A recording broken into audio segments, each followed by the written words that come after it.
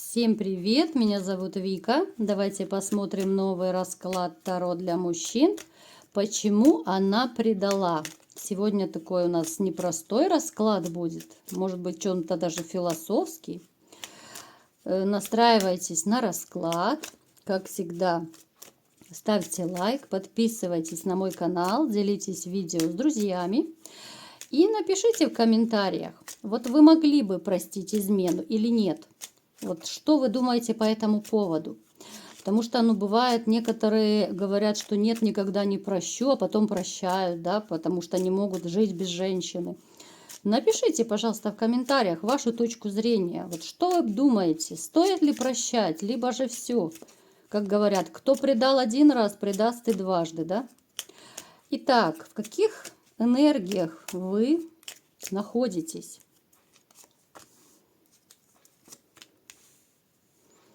Ну, кто бы сомневался.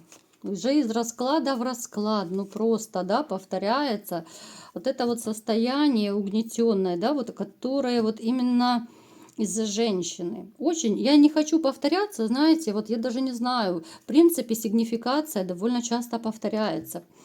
Я скажу коротко. Вот состояние потерянности, убитости, да, очень такое состояние, когда вообще нет смысла в жизни. Опять же, делаю акцент на том, что у некоторых сейчас может проигрываться такое состояние апатичное, вот депрессивное. У других же недавно еще было такое состояние, потому что все вы разошлись в разные периоды. Кто-то недавно, кто-то давно разошелся. Но тем не менее состояние было плохое, состояние было такое, что, знаете, вообще ничего не хочется. Абсолютная какая-то вот отрешенность.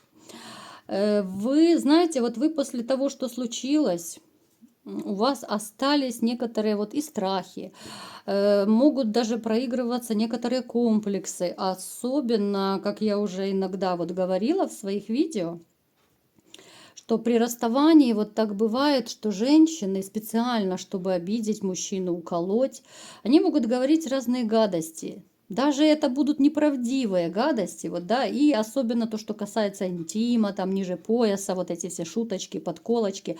Просто ради того, чтобы мужчину опустить, обидеть, унизить, да.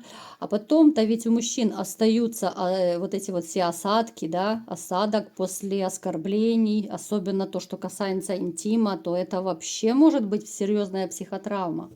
И мужчина не знает, правду ему женщина сказала или нет, но потом реально тяжело. Поэтому у некоторых из вас могут проигрываться и какие-то вот комплексы даже в отношениях, комплексы по поводу вот даже интимной жизни. Я делаю акцент, да, потому что вот бывают женщины, которые говорят, да ты там никакой, да, в этом самом, либо же там размер не такой, либо еще что-то, да, и все, и у мужчины это отложилось. Хоть это может быть чистое вранье, но травма остается у некоторых очень надолго. Поэтому, смотрите, в вашей жизни была женщина, которая, у меня ассоциируется, точно с царской особой. Вот та, которая осталась у вас в прошлом, женщина, вот она мне такая, знаете, вот фифа вся из себя такая королевишна. Кружите меня, кружите. Вы кружили ее до поры до времени, пока вам нож в спину не вставили. Вы кружили ее, пока не растоптали вашу любовь, пока человек не показал вашу ненужность. Вот я сейчас вам рассказываю такие вещи, знаете, это такие вот у меня, своего рода психологические, да, расклады. Я думаю, вы все заметили, что у меня совершенно не такие расклады, как у других тарологов. Я пытаюсь вам объяснить все вот эти пентакли, мечи, кубки, да, но простым, доступным языком. И я думаю, все-таки вам так интереснее, да, когда я просто по-простому, да, вот по-житейски так объясняю. Напишите, кстати, в комментариях, я уже когда-то делала опрос. Нравятся вам мои трактовки, либо же нет. Либо же вам нужно рассказывать вот туз пентаклей, девятка мечей, десятка мечей. Но я думаю, это будет скучно и неинтересно, такая подача. Так вот. Вы кружили ее, вы ее баловали как только можно, но вам отплатили вот чем, да, вот здесь как бы и озвучивать не надо. Так, измена однозначно проигрывается. Была измена в вашей жизни, измена от женщины, из-за которой теперь вы до сих пор и страдаете, ну как бы вы расхлебываете. Не то чтобы страдаете, да, но может проигрываться как раз вот после этой измены, вот страхи, да, вот у нас как раз есть такое объяснение небольшое. Во-первых, у вас остались страхи предательства, да, страх того, что вас предадут, вас обманут, вас на кого-то променяют. Если же у вас, допустим, в прежних отношениях женщина ушла к более обеспеченному, либо же более молодому мужчине, это тоже могут быть ваши страхи и комплексы, когда вы ну, уже просто подсознательно, либо же сознательно, вы просто боитесь, а вдруг ситуация повторится в новых отношениях. Вас это ну реально пугает. И не нужно стыдиться, что вас что-то пугает, ребята. Как-никак я психолог, и я прекрасно понимаю, что да, мужчины тоже такие же люди. Просто с детства, ну как-то неправильно у нас в обществе мальчиков воспитывают, да, заставляют подавлять свои чувства. Ты же мальчик, нельзя плакать. То есть с детства вот подавляют, надо быть сильным, да, а когда же быть слабым?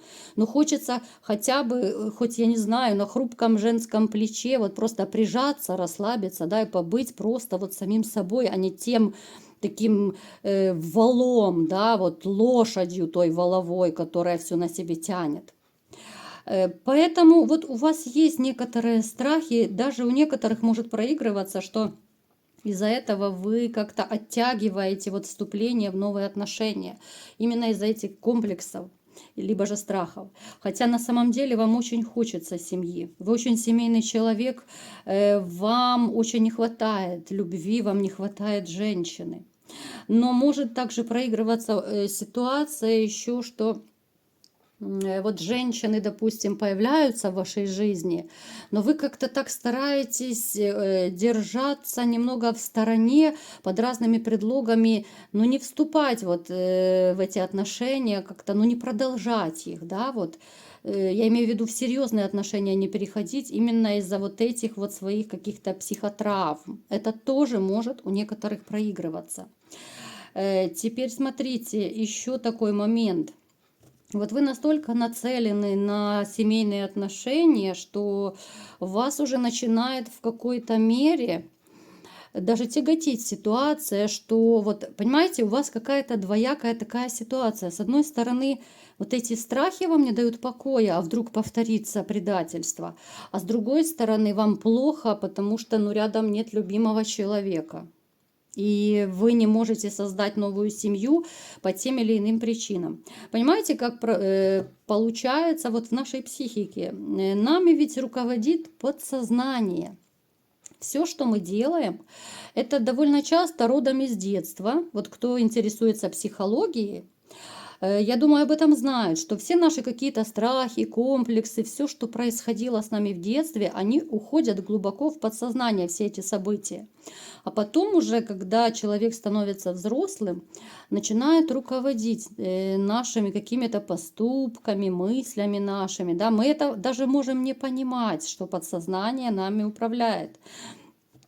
Поэтому смотрите, вот у вас такая вот ситуация, когда с одной стороны вам и хочется, и колется, да, вот хочу семьи, но боюсь вступать в отношения, а вдруг предадут. Понимаете как? Вам от этого плохо. Вы понимаете, но в то же время вы немного так держите дистанцию от серьезных отношений. Я не беру во внимание какие-то одноразовые связи. Я именно о серьезных постоянных отношениях сейчас говорю. Потому что, смотрите, вот даже наше подсознание, оно может говорить, смотрите, вот даже через какие моменты. Допустим, вы знакомитесь с женщиной, вроде бы все хорошо, все замечательно, нравится, но тут наше подсознание выдает такую информацию, что вот какой-то изъян, вот что-то в ней не так, вот что-то я понял, что что-то меня не устраивает, да?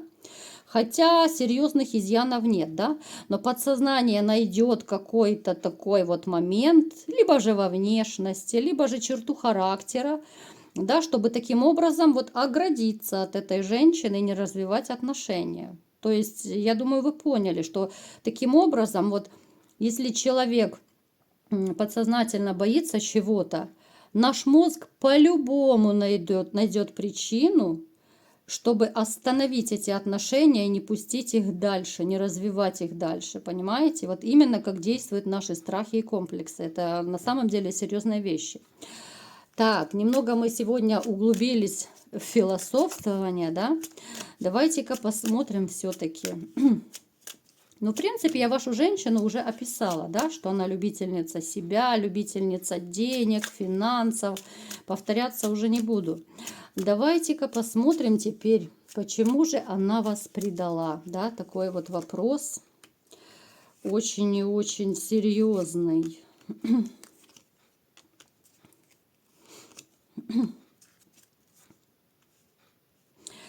Смотрите, здесь может проигрываться, начиная от тех же финансов, это то, что я говорила уже.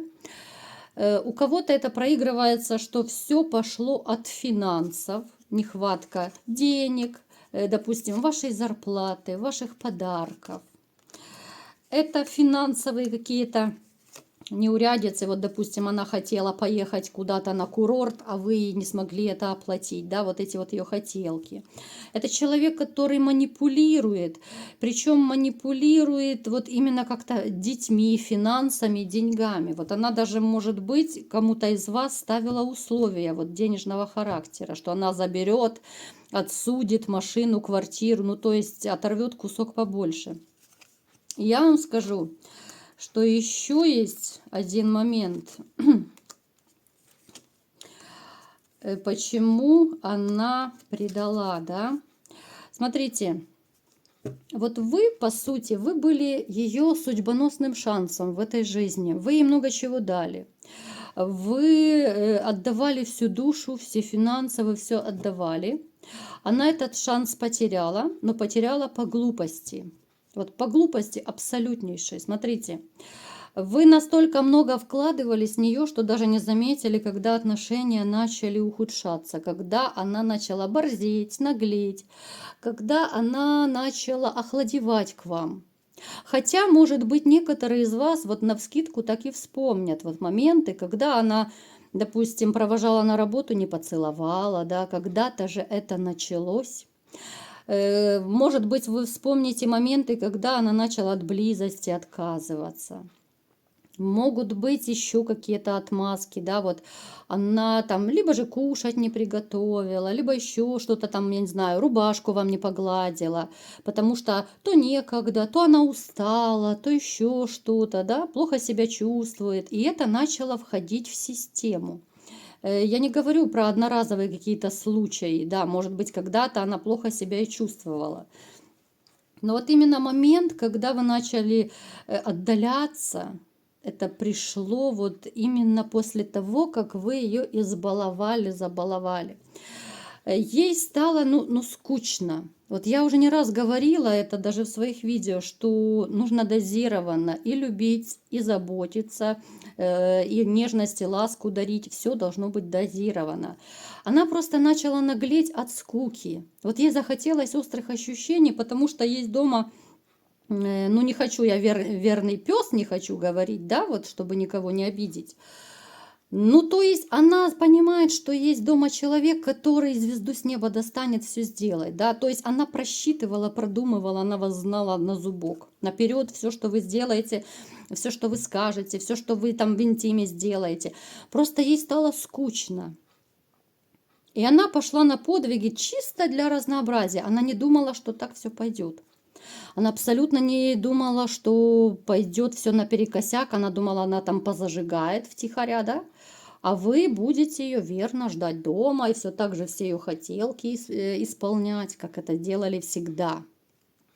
То есть, понимаете, с одной стороны, да, хочется, когда любишь человека, хочется отдавать, хочется дарить, задаривать, залюбливать. Но дозированно. Я постоянно об этом говорю, вот чисто как психолог, психологически я это говорю. Ну, дозируйте, как бы вам ни хотелось, учитесь говорить слово «нет», учитесь иногда отказывать. чтобы женщина не каждый день получала, допустим, ваши там цветы, подарки. Потому что, ну, это надоедает, да, это супер, но это надоест. А чтобы она вот ваших подарков ждала вот как праздника, да, вот это будет какой-то сюрприз, а не так, что постоянно. Ну, представьте, каждый день борщ кушать, ну, иногда хочется и супчика, да. То есть дозируйте, вы ее избаловали, она просто начала борзеть, уже ходить налево-направо, потому что ей, ну, скучно, залюбили ее, понимаете, в чем вот проблема оказалась? С одной стороны, да, вот вы с благими намерениями, любимая женщина, вы вкладывались, вы старались, но тем не менее человек этого не оценил. Я вам говорю вот просто потому, что я вижу и по клиентам, и в конце концов, ну я сама женщина, да, я знаю, как это происходит, я знаю, как это в нашей психологии происходит, как это чувствуется. Ну, надоедает, вот как и к хорошему привыкаешь, и к плохому. Поэтому она просто привыкла к вашему такому отношению, ей неинтересно. Ей захотелось каких-то подвигов, адреналина, там, где ей могут и отказать, там, где ее могут где-то на место поставить. Я не говорю, что там скандалить, нет. Ну, то есть должны быть в отношениях вообще должны быть качели. Это скажет любой психолог вам. То хорошо, то ближе, то дальше. Вот почитайте психологию, да, вот качели. То хорошо, то плохо. Метод кнута и пряника. Потому что когда все время пряники, когда все время хорошо, ну, уже хочется иногда, чтобы и по попке шлепнули кнутом, да, слегонца так. Поэтому вот подумайте, я вам говорю сейчас о будущем, да, вот о будущих ваших отношениях, чтобы вы не сделали ошибок. Поэтому вот как-то вот по глупости она так предала, да, потому что, ну, залюбили ее, залюбили просто со всей силы. Вы, получается, с благими намерениями, а пошло все не так. Дамочка оборзела, не оценила, и имеем то, что имеем. Поэтому, ребята, делайте вывод, делайте работу над ошибками, и да будет с вами счастье. Вот такой был расклад. Кому понравился, ставьте лайк, подписывайтесь на мой канал, делитесь видео с друзьями. И всем пока!